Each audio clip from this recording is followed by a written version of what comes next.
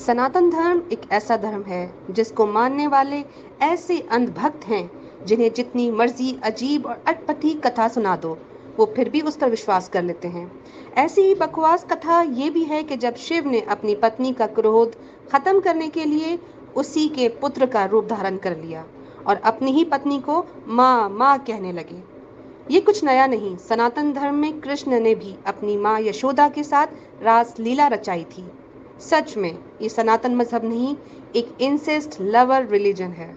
आज से महादेव का ये रूप बटुक अवतार कहा जाएगा।